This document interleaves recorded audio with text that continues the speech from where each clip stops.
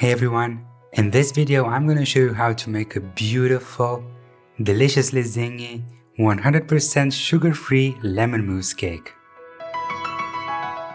I'm also going to show you how to obtain this half matte, half shiny, broken glass effect of a glaze using a neutral glaze recipe I developed myself. In my mixing bowl I have 70 grams of xylitol, 10 grams of honey, and to these I'm zesting an entire Meyer lemon. You can use any other lemon you like or prefer. Use a soft silicone spatula to mix these ingredients together. By pressing the zest into the xylitol, you help release those aromatic oils.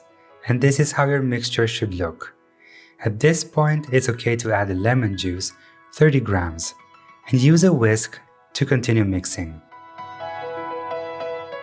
When almost half of the xylitol has dissolved, it's okay to add 4 egg whites at room temperature. Now continue mixing with the whisk, but do it vigorously until you have a rather foamy consistency to your mixture. And now it's time for the dry ingredients. 80 grams of almond flour, 50 grams of all-purpose flour, a gram of baking powder, and a tiny pinch of salt.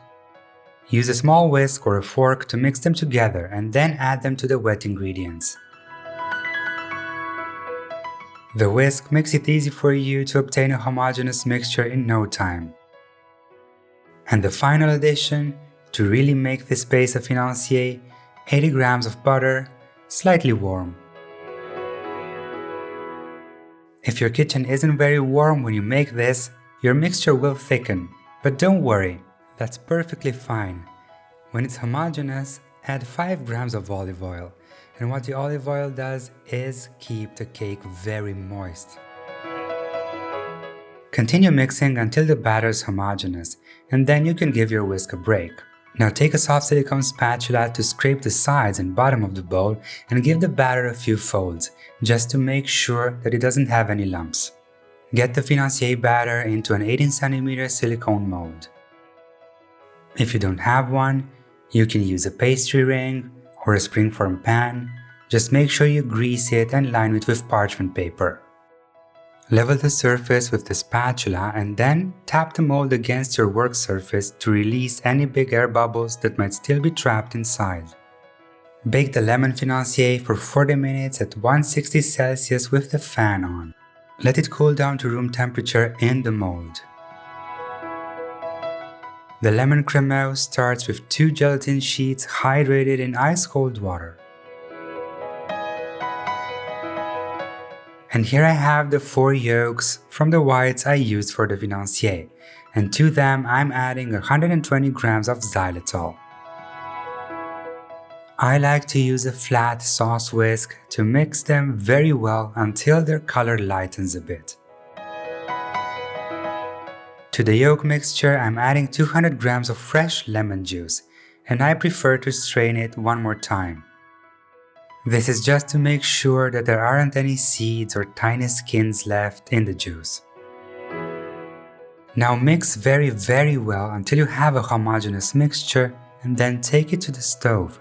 On the smallest flame, continue whisking constantly until you reach 82 degrees Celsius.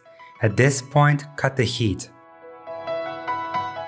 After a minute, squeeze out the excess water from the gelatin sheets and add them to the lemon custard. Now mix again and try not to incorporate any air. You'll notice that the custard becomes very shiny and glossy. Then take it off the stove and pour it over 100 grams of very cold butter. Make sure you scrape off the sides and bottom of the pot, and then let the cream sit like this for a minute. After the time has passed, start stirring gently. As the butter melts, it makes the Cremeux even shinier. As always, scrape the sides and bottom of the bowl, and then you can set it aside for now. While the Cremeux cools down, I'm going to prepare the Financier for another mold. Cover the mold with a wooden board, flip it, and the cake simply falls onto it. The next step is to cut the cake into a smaller circle, and for this I'm going to use a pastry ring. Simply place the smaller ring in the middle of the cake and then press it. I'm doing this to obtain those perfectly aligned layers inside my entremet. Now you can remove the edges and enjoy them with your yogurt snack or with a cup of coffee. The cake is excellent. Keep the financier in place with a hand and lift the ring with another. And there you have it. Now, before I get it into the smaller mold, I need to flip it again. And this is because I wanted that even surface on the inside of the cake. Now place a smaller 16 cm silicone mold on top and flip it once again. All these steps ensure that you'll have a beautiful result in the end, so take your time with them. Place the mold on a platter, and now it's time to pour the Cremeux over the cake. Just give it another stir before and make sure you don't incorporate any air. Look at this beautiful yellow, and it's completely natural. Now shake the platter a bit so that the bigger air bubbles rise to the surface, and then take a toothpick and burst them. Before I make the jelly, the Cremeux needs to set, and for this it's gonna need an hour in the fridge. I'm gonna make a super tart lemon jelly, and it starts with a sheet of gelatin hydrated in ice cold water. In my bowl I have 85 grams of freshly squeezed lemon juice, and I've strained it. Add 15 grams of xylitol and heat it in the microwave until you reach a temperature of approximately 60 degrees Celsius. At this time, it's okay to add the gelatin. A higher temperature would affect the gelatin's ability to set properly. Use a small spoon to stir it without incorporating any air. Let it cool to body temperature. By now, the Cremeux will have set, so it's safe to pour the jelly on top. Pour the jelly slowly and very carefully without creating any air bubbles. Because the mold is so full, be very careful when you move it. Refrigerate it for half an hour to set the jelly and then freeze it for at least 6 hours. The lemon mousse starts with 3 gelatin sheets hydrated in ice cold water. While the gelatin hydrates, we can make the rest. In my mixing bowl, I have 250 grams of mascarpone at room temperature, and to that I'm zesting half a lemon. And while I do this, I'd really appreciate it if you hit the subscribe button and give this video a thumbs up. Thank you. Use a soft silicone spatula to mix the zest into the mascarpone. Now add 250 grams of very cold whipping cream to the mascarpone and continue mixing with the spatula at first. When you notice that you have small lumps, it's time to switch to a whisk. Lightly whip the cream until you reach a soft pea consistency. The cream should still be pourable at this point. Now switch to the spatula to scrape the sides and bottom of the bowl and make sure that the cream is homogeneous. And this is exactly the texture it should have. Here I have 100 grams of fresh lemon juice, and to it I'm adding 75 grams of xylitol. Heat the juice in the microwave until you reach a temperature of approximately 60 degrees Celsius.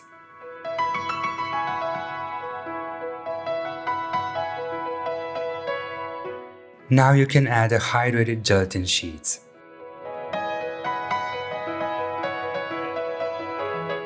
Stir well to dissolve the gelatin into the juice and then add some of the cold mascarpone mixture to it.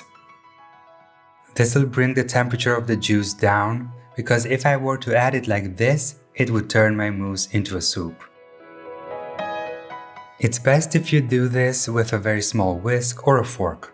This will ensure a homogeneous result in a very short time. If the bowl is still warm to touch, add some more of the mascarpone mixture. The mixture in the smaller bowl should be around body temperature when you add it to the cold cream. To obtain a homogeneous mousse, I prefer to alternate between the whisk and the spatula. I like to start with the whisk because it makes it so much easier to make a homogeneous cream, but then I switch to the spatula to scrape the sides and bottom of the bowl. If you still notice small lumps, take the whisk again. Set the bowl aside for a moment and take the inserts out of the freezer. Now place a 20 cm silicone mold onto the platter. Pour this beautiful mousse into the bigger mold and scrape the sides and bottom of the bowl. To avoid those dreaded air bubbles on your entremet, push the mousse into the walls of the mold up to the lip.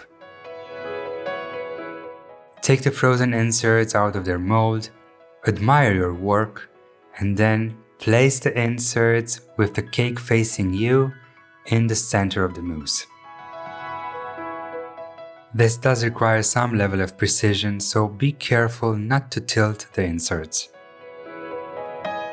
Then, very carefully press the cake into the mousse until the surface of the cake is on the same level with the mousse.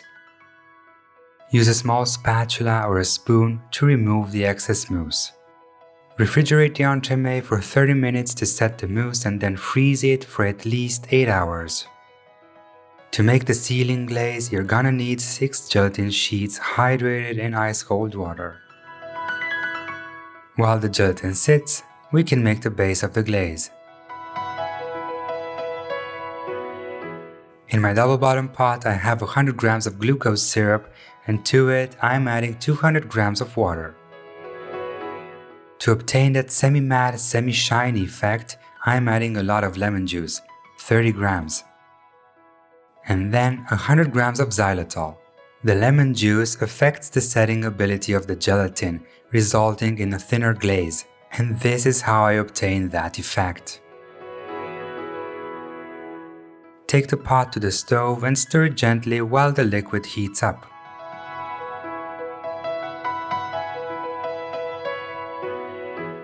When bubbles break the surface, stop mixing and boil the syrup until it reaches 103 degrees Celsius.